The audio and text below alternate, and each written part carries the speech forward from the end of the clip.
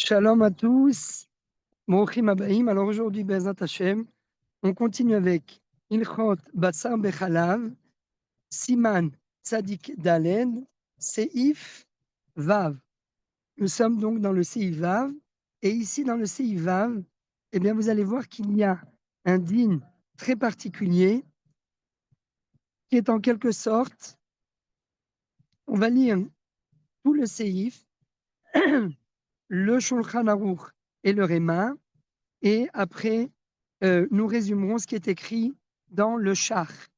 Alors, dans le Shulchan Aruch, il est écrit Betsalim o Yerakot. Quel est le principe de Batsal au Yerek? C'est un oignon ou bien un autre légume. Donc, l'oignon et le légume, bien que l'oignon soit harif, c'est-à-dire qu'il est piquant, c'est évident, donc il absorbe beaucoup plus, mais le Shulchan Aruch nous dit que ce soit un oignon ou que ce soit des légumes, tous les deux, quel est le cas de figure? Ils ont absorbé le goût de viande. Sheblurim mi basar. Donc, étant donné que cet oignon a absorbé du goût de viande, et après, qu'est-ce qui s'est passé? On a fait passer cet oignon, donc, qui a lui-même absorbé un goût de viande, on l'a fait cuire dans une marmite de lait. Donc, en lui-même, l'oignon, il est parvé. Donc, un oignon parvé que l'on fait cuire dans une marmite de lait, eh bien, il n'y a aucun problème, puisqu'il est parvé dans une marmite de lait. Et vice-versa, un oignon parvé que l'on fait cuire dans une marmite de viande, eh bien, il devient un oignon avec du goût de viande, puisqu'il va être cuit dans une marmite de viande. Le problème ici, c'est que c'est en fait ce qu'on appelle le principe de notentam bar notentam, le goût du goût, puisque cet oignon a d'abord absorbé un goût de viande. On va voir de quel cas de figure il s'agit. Est-ce qu'il s'agit dans les dernières 24 heures ou au-delà des dernières 24 heures? Mais en tout cas, ce qui est sûr, c'est que cet oignon, qui est donc parvé, pardon, cet oignon qui est donc parvé, a absorbé un goût de viande et on l'a fait cuire dans un deuxième temps dans une marmite de lait. Donc, dans un premier temps, l'oignon qui est parvé a été cuit dans un premier temps dans une marmite de... il a absorbé du goût de viande et dans un deuxième temps, on l'a fait cuire dans une marmite de lait. Donc, c'est ce qui est écrit ici. Betsalim o Yerakot, Sheblurim, qui ont absorbé mi bassar, du goût de viande, ou bishlam begdera chalavit, que l'on a transvasé dans une marmite chalavite, et donc ce même oignon a été cuit une deuxième fois. Donc, en fait, il a été cuit deux fois parce que s'il a absorbé du goût de viande, on ne peut pas absorber du goût de viande tant que ça ne cuit pas. Donc, c'est évident qu'il a cuit une première fois dans une marmite de viande et il a absorbé le goût de viande et il a cuit une deuxième fois dans une marmite de lait où là, qu'est-ce qui s'est passé dans cette marmite de lait? Eh bien, il a rejeté de son goût à lui. Le problème, c'est que l'oignon, étant donné que durant la première étape, il a absorbé du goût de viande, eh bien maintenant, durant la deuxième étape, lorsqu'on va le faire cuire dans une marmite de lait, eh bien, il va rejeter le goût de viande qu'il a absorbé. Donc, en réalité, ce que fait cet oignon, c'est qu'il absorbe du goût de viande pour le rejeter dans une marmite de lait. Voilà le scénario dont on parle. Un oignon parvé qui a absorbé du goût de viande pour le rejeter dans une marmite de lait. Betsalim o Yerakot Sheblurim mi basar ou bishlam begdera halavit. Quel est le din?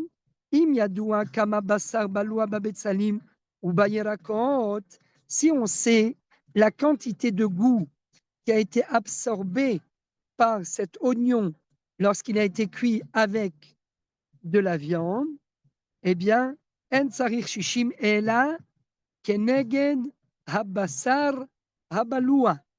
Nous dit le Shulchan Aruch. Si on sait quelle est la quantité de viande, de goût de viande, parce qu'il s'agit ici d'un goût de viande, si l'on sait quelle est la quantité de goût de viande qui a été absorbée par l'oignon durant la première étape, et bien maintenant, dans la deuxième marmite, dans la deuxième étape, on pourra se suffire d'un 60e donc de lait, puisque maintenant on a dit que dans la deuxième étape, cet oignon parvé va être cuit de nouveau durant la deuxième étape dans la marmite de lait. Donc il nous faut une quantité de lait 60 fois plus grande pour pouvoir annuler ce goût de viande. Mais la question, c'est de savoir, est-ce qu'il faut une quantité 60 fois plus grande que le goût de lait absorbé dans l'oignon, ou bien est-ce qu'on va dire que tout l'oignon est considéré comme un oignon Bessari, d'accord? C'est un oignon de viande puisqu'il a été cuit durant la première étape dans une marmite avec de la viande. Et donc maintenant, lorsque cet oignon, qui est à la base, encore une fois, parvé, va être cuit dans un deuxième temps dans une marmite de lait, eh bien là, hein, peut-être qu'il faudra une quantité 60 fois plus grande de lait que tout l'oignon entier, parce qu'on va dire l'oignon est devenu Bessari. Et donc, il est Hanan, Khaticha, Naset, Nevela, entre guillemets, c'est-à-dire que tout l'oignon est devenu Bessari. Donc, si tout l'oignon est devenu Bessari et qu'il tombe dans une marmite de lait, c'est comme si c'était un morceau de viande qui est tombé dans une marmite de lait. Et donc là, il faudra une quantité 60 fois plus grande de lait que tout l'oignon.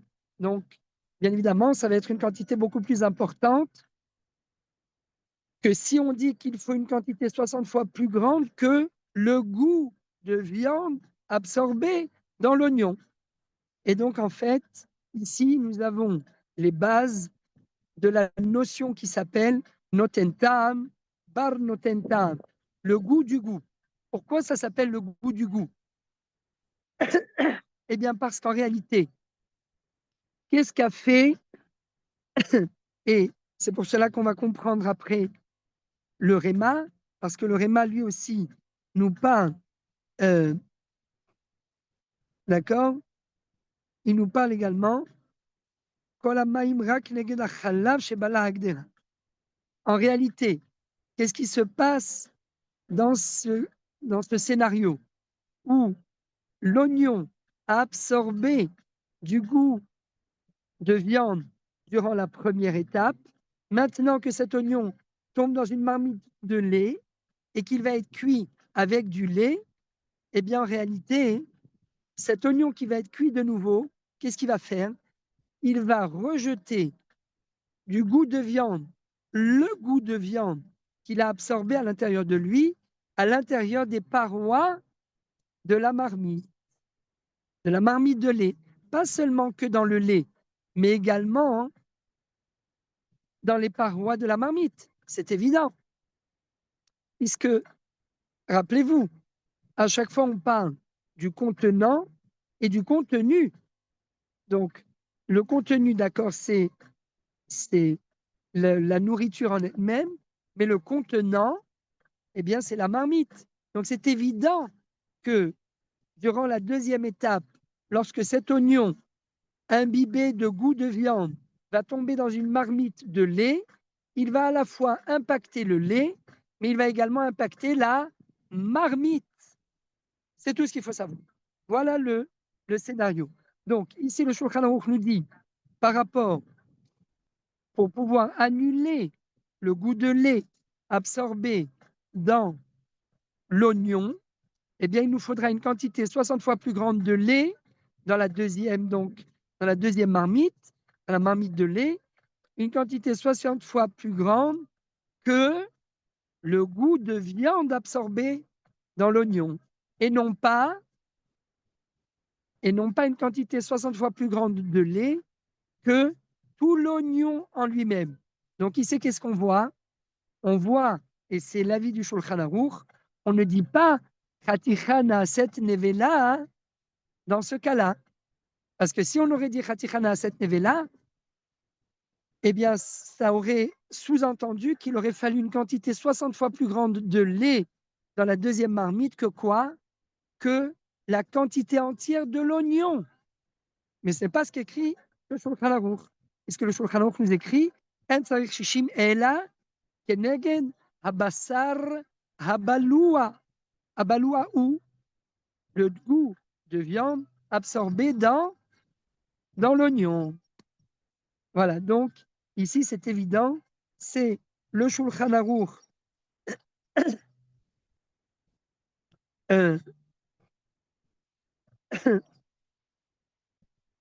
donc c'est évident qu'ici, le Shulchan Aruch ne dit pas le principe de Hanan. D'accord? Alors, bien évidemment, on suppose, première supposition, que le goût absorbé dans l'oignon est une infime quantité de viande, est une infime quantité de goût de viande, et que tout l'oignon n'a pas été impacté, il n'y a qu'une partie infime de l'oignon qui a été impactée. Et c'est pour cette raison que la quantité de lait qu'il va falloir pour annuler, justement, la quantité de lait qu'il va falloir pour annuler le goût de viande absorbé dans l'oignon, eh bien, ça sera une quantité 60 fois plus grande que le goût de viande absorbé dans l'oignon. C'est-à-dire que si vous prenez tout l'oignon, il n'y a qu'une toute petite partie de l'oignon qui a été impactée. Et donc, pour annuler cette petite partie de goût, eh bien, qu'est-ce qu'il nous faut? Il nous faut une quantité de lait 60 fois plus grande.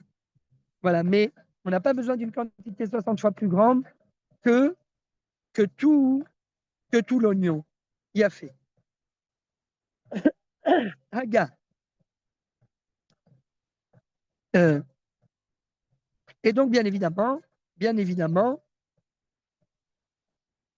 à ce moment-là, admettons qu'il y ait en effet la quantité requise d'une quantité de lait 60 fois plus grande que le goût de viande absorbé dans l'oignon ou dans le légume qui est parvé, et bien à ce moment-là, hein, le goût de viande à l'intérieur du légume s'annule totalement, et à ce moment-là, l'oignon devient autorisé à la consommation.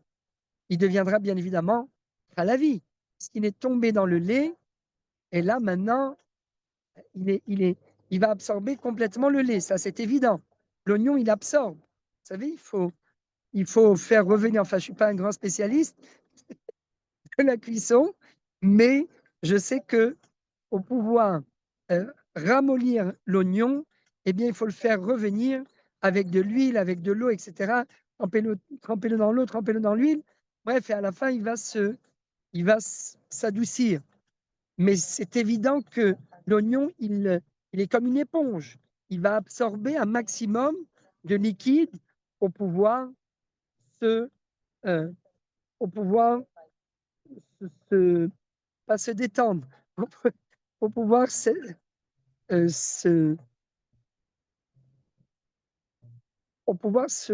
être plus tendre. Voilà. Donc ça, c'est évident. Donc, à partir du moment où on a la quantité requise de lait pour pouvoir annuler le goût de viande absorbé dans l'oignon, eh bien, tout l'oignon qui vient de tomber dans la marmite de lait est autorisé à la consommation, et il est bien évidemment, il va devenir un oignon au lait. Il devient lui-même un aliment de lait. Donc ça, c'est un premier point, parce que par la cuisson, par la deuxième cuisson, et c'est là où je voulais en arriver par rapport au réma, grâce à la deuxième cuisson de cet oignon à l'intérieur du lait, eh bien, l'infime quantité de viande qui avait été absorbée dans l'oignon va s'extraire et il va s'annuler à l'intérieur de la quantité de lait. D'accord?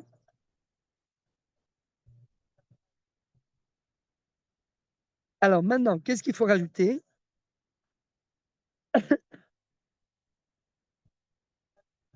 Qu'est-ce qu'il faut rajouter? Pourquoi ici, on considère que le goût qui avait été absorbé à l'intérieur de l'oignon va être rejeté à l'intérieur du lait, et il va s'annuler à l'intérieur du lait, ce goût de viande? Eh bien, parce que le goût de viande est considéré comme du héter, héterabala.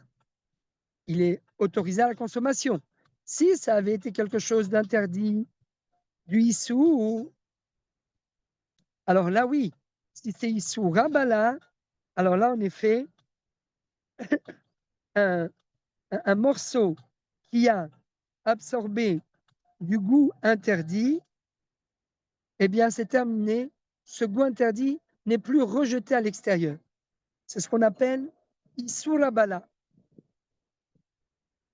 Et là, à ce moment-là, sur tout le morceau, il y a ce qu'on avait appelé Katicha Naaset Nevela. Mais lorsque le goût qui a été absorbé par l'aliment parvé est un goût qui est autorisé à la consommation, donc un goût qui s'appelle Heterabala, alors là, à ce moment-là, oui, on considère qu'il va être rejeté. Ce goût de viande, qui est un goût autorisé à la consommation, va être expulsé de l'oignon vers la marmite de lait, et automatiquement, il va s'annuler à l'intérieur de la marmite de lait. Voilà pour cette explication dans le Shulchan Aruch. Alors maintenant,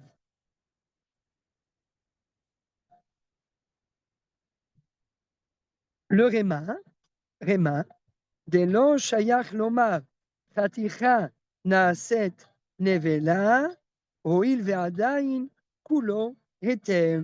Voilà ce qu'on vient de dire à l'instant. Pourquoi le Réma vient ici? Il ne vient pas être en controverse avec le Shulchan Aruch. Au contraire, il vient expliquer l'avis du Shulchan Aruch. Et qu'est-ce qu'il nous dit? Il nous dit, vous savez pourquoi, d'après le Shulchan Aruch, on peut se suffire d'une quantité 60 fois plus grande de lait que le goût de viande absorbé dans l'oignon? Eh bien, c'est parce que ce goût de viande est un goût de viande autorisé à la consommation. Ce n'est pas un goût de viande taref, chas v'shalom. Et donc, à partir du moment où ce n'est pas taref, eh bien, on ne dit pas chatichana, cette nevela. On ne dit pas que tout l'oignon est devenu taref. Non. Et donc, si tout l'oignon n'est pas devenu taref, donc il n'y a que le goût de le goût, il n'y a que le goût de viande absorbé à l'intérieur de l'oignon qui doit s'annuler à l'intérieur du lait.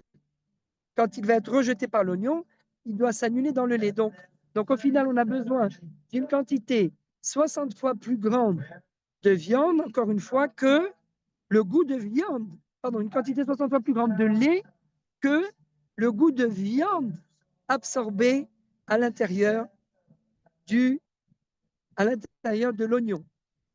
À l'intérieur de l'oignon, et non pas une quantité de lait 60 fois plus grande que tout l'oignon en lui-même. Parce qu'ici, on ne dit pas voilà comment le Réma vient expliquer, interpréter les paroles du Shulchan Aruch. C'est pour ça qu'il nous dit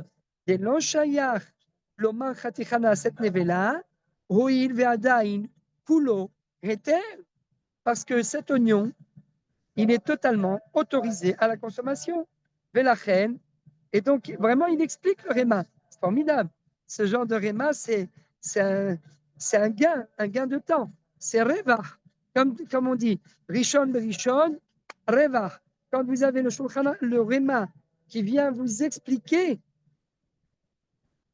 les paroles du Shulchan Aruch, on a tout gagné. Donc, Donc, il continue, il nous dit, pourquoi ולכן אין צריך להישאר רק נגד מה שבא לה. C'est tout. Il n'y a pas besoin d'une quantité de lait 60 fois plus grande que tout l'oignon en lui-même pour que cet oignon puisse s'annuler dans la quantité de lait, mais on n'a besoin qu'une quantité de lait 60 fois plus grande que le goût de viande absorbé dans l'oignon. Et donc là, c'est une quantité beaucoup moins importante qu'on a besoin pour annuler l'oignon, pour annuler pardon, le goût de viande dans l'oignon, que s'il fallait une quantité 60 fois plus grande pour annuler l'oignon entier. Donc c'est évident. Et donc c'est pour ça que nous dit le Réma, la reine en tsarich l'ishaer rak neged ma shebala. Parce qu'on ne dit pas Fatiha naaset nevela. Vekol sheken begdera shel chalav. Et là, voilà, là c'est important, c'est là-dessus que se base le char. J'espère qu'on va pouvoir le dire rapidement. Kol sheken, dit le Réma, à plus forte raison,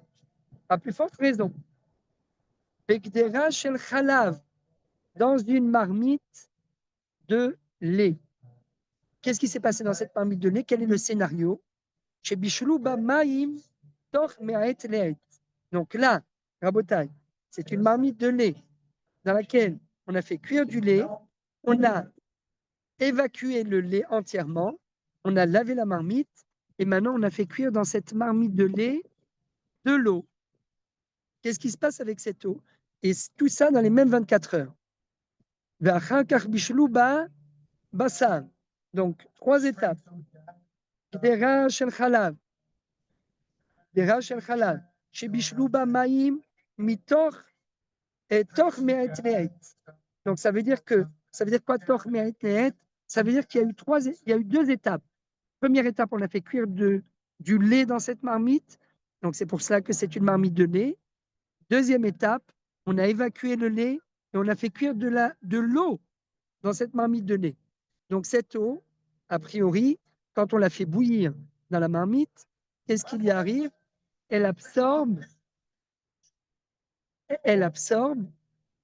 le goût de lait qu'on a fait cuire dans cette marmite.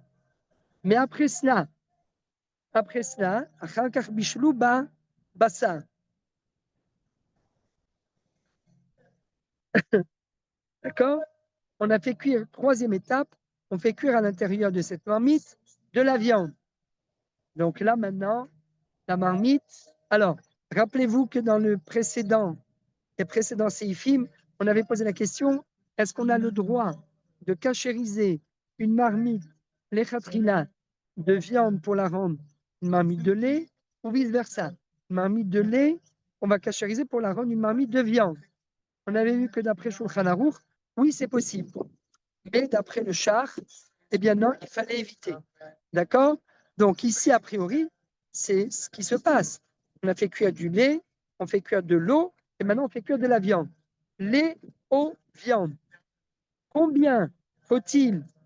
Donc nous dit le Réma, lo amrinan de tsarich leshaen neged kol hamayim. D'accord?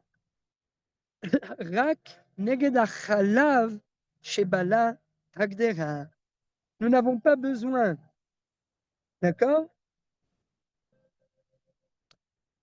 Étant donné que dans le héter, encore une fois, quand c'est héter rabala, le lait, il est cachère, l'eau, elle est cachère, la viande est cachère. Donc tout ce qui a été absorbé dans cette marmite, c'est du cachère. C'est ce qu'on appelle héter rabala. Ce n'est pas du taref, ce n'est pas issur rabala. Donc à partir du moment où la marmite a absorbé quelque chose de moutar, héter rabala, encore une fois, quel est le principe?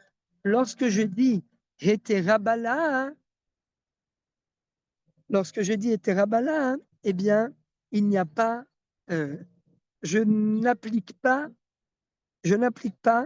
le principe de Fatiha Naaset Nevela.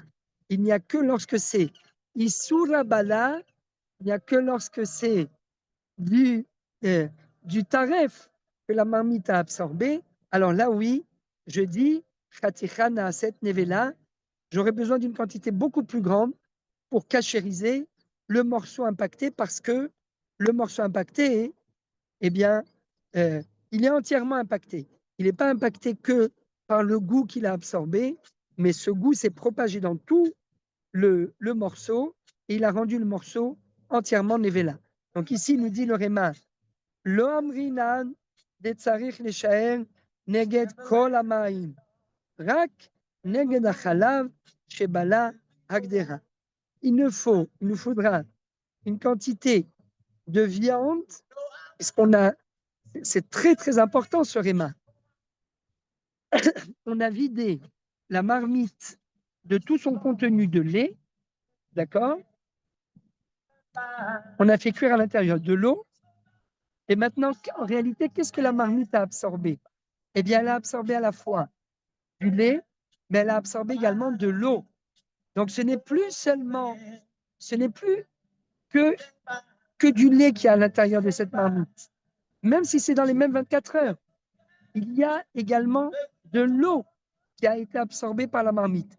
Donc, bien évidemment, le lait n'est plus le même. Imaginez-vous, vous prenez du lait 100% lait de vache, et vous mélangez à l'intérieur de l'eau. Eh bien, ce n'est plus le même pourcentage de lait. C'est du lait mélangé avec de l'eau. Eh bien là, c'est la même chose. Dans une marmite qui a absorbé à la fois du lait, mais qui a également absorbé, qui a également absorbé de l'eau, eh bien, cette marmite, c'est vrai que c'est une marmite de lait, mais le fait qu'elle ait également absorbé de l'eau, eh bien, la conséquence va être que la quantité de viande qu'il faudra pour annuler le goût absorbé par la marmite ne sera que une quantité par rapport au, au lait absorbé et non pas par rapport à toute la quantité d'eau qu'il y avait dans la marmite. Parce que je ne dis pas que l'eau qu'on a mis dans la marmite, elle a le même statut que... Je dis que l'eau qui a été mise dans la marmite durant la deuxième étape, puisqu'on a fait cuire du lait, de l'eau et de la viande, eh bien, en réalité, cette eau, elle a le même statut que l'oignon ou que le légume. Elle est parvée, comme l'oignon, comme le légume, eh bien, c'est suffisant. Elle a, euh, euh, elle a absorbé le goût du lait, certes, et elle a, euh, et cette eau-là l'a bien sûr transmis dans les parois de la marmite, mais en réalité, eh bien, eh bien je ne dis pas que toute l'eau est devenue du lait après qu'elle soit passée dans la marmite de lait. Non, l'eau, elle reste de l'eau, comme l'oignon reste de l'oignon. Je ne dis pas par rapport à l'eau, toute l'eau, Khatichana Aset Nevela. Non. Et donc, si toute l'eau, ce n'est pas considéré comme Khatichana Aset Nevela, donc au final, le goût de lait qui a été absorbé dans cette marmite, eh bien, c'est un goût infime. Et donc, quand je vais faire cuire à l'intérieur, durant ma troisième étape, de la viande, eh bien là, il faudra une quantité de viande qui soit 60 fois plus grande que, pas que l'eau, mais que le lait. Une quantité de viande 60 fois plus grande, pas que de l'eau, mais que le lait. On saute une étape, que le goût de lait absorbé dans la marmite. Voilà. Et tout ça pourquoi? Parce qu'étant donné que le lait est considéré comme hétérabala, quand on dit hétérabala, on ne dit pas Khatichana Aset Nevela. On ne dit Khatichana Aset Nevela que lorsque c'est du taref qui a été absorbé. Alors, on fait une petite pause, comme ça, on passe à l'ombre, parce qu'il commence à faire chaud, voilà, et on attaque le char pendant 10 minutes, parce que dans 10 minutes, il va falloir y aller. Donc, on a 10 minutes pour étudier ce merveilleux char. À tout de suite. Alors, en Bretagne, on a vu jusqu'à présent le cas d'une marmite dans laquelle il y a eu, par exemple, dans un premier temps, du lait, après un oignon et après de la viande. Et donc on a dit, si il y a une quantité 60 fois plus grande du troisième aliment dans la marmite par rapport au goût de lait ou au goût de viande, pardon, on a dit viande, oignon, lait. Donc s'il y a une quantité de lait 60 fois plus grande que le goût de viande absorbé à l'intérieur de cet oignon, eh bien, l'oignon s'annule à l'intérieur du lait et il est autorisé à la consommation puisque le goût de viande absorbé dans l'oignon a été rejeté à l'intérieur du lait, il s'est annulé totalement à l'intérieur du lait. Tout ça pourquoi? Parce qu'il y avait en effet une quantité de lait 60 fois plus grande que le goût de viande absorbé dans l'oignon. On a dit que l'oignon n'est pas Khatichana à cette neve-là. Pourquoi? Parce que tout est moutarde, parce que ça s'appelle Heterabala. Le lait, il est cachère, l'oignon, il est cachère, et la viande est cachère. Donc c'est Heterabala. Quand c'est Heterabala, hein, eh bien, on ne dit pas Khatichana à cette neve-là, on ne dit pas que l'oignon est devenu entièrement comme une neve-là. Et donc, si on ne dit pas Khatichana à cette neve-là, hein, eh bien, on peut se suffire d'une quantité 60 fois plus grande de lait, troisième étape, une quantité 60 fois plus grande de lait que le goût de viande absorbé à l'intérieur de l'oignon. Et non pas une quantité 60 fois plus grande que tout l'oignon en entier, puisqu'on ne dit pas Hanan, on ne dit pas Khaticha Naaset Nevela. Ça, tout ça, c'est quand?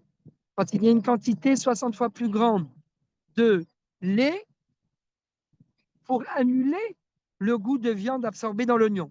Mais qu'est-ce qui se passe lorsqu'il n'y a pas une quantité 60 fois plus grande de lait pour annuler le goût de viande absorbé dans l'oignon ou bien dans le cas du réma, le goût de lait absorbé dans l'eau? On a dit que ce sont deux cas similaires.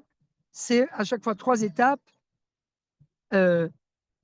Viande, oignon, lait, ou bien lait, eau et viande. Ce sont les deux cas.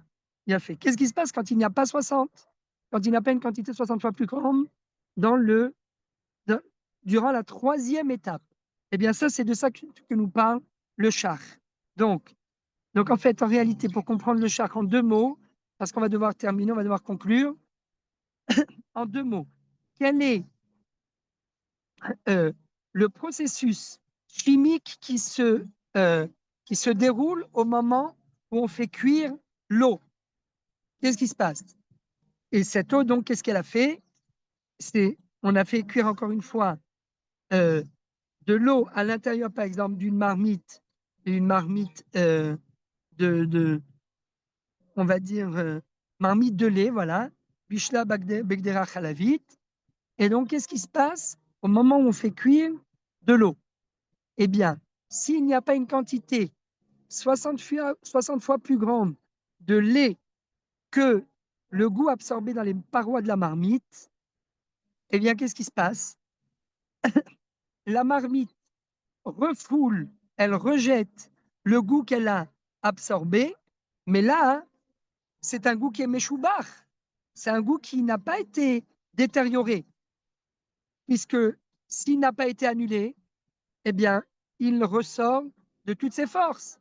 S'il a été annulé par la quantité de lait, parce que la quantité de lait est 60 fois plus grande que le goût absorbé par les parois de la marmite, alors là, c'est évident, le goût qui va ressortir, c'est un goût détérioré, et à partir du moment où il est détérioré, il va s'annuler dans la grande quantité d'un 60e. Mais s'il n'y a pas une quantité 60 fois plus grande de lait que le goût absorbé dans les parois de la marmite, eh bien, à partir du moment où la marmite va bouillir, c'est évident que le goût va être rejeté à l'intérieur du contenu de la marmite. Mais il va être rejeté, Hazak, mais il va être rejeté avec tout son goût. C'est-à-dire, c'est un ta'am meshubach. Et ta'am meshubach, eh bien là, ça nous fait des problèmes. Ça nous fait des problèmes parce que s'il a été détérioré, alors il s'annule. Il s'annule parce qu'il n'a pas d'impact dans la quantité dans laquelle il est rejeté. Mais, mais s'il ne s'est pas annulé, donc il est toujours frais, on va dire, on va l'appeler frais, un goût frais. Et ce goût frais qui est rejeté à l'intérieur de la quantité, eh bien, il va porter atteinte à la quantité de lait ou de viande, peu importe, dans laquelle ce goût est rejeté. Et à ce moment-là, eh bien, il va falloir, eh bien là, ça va dépendre, est-ce que c'est Hétéra ou bien Issoura. Allez, on fait une petite pause parce que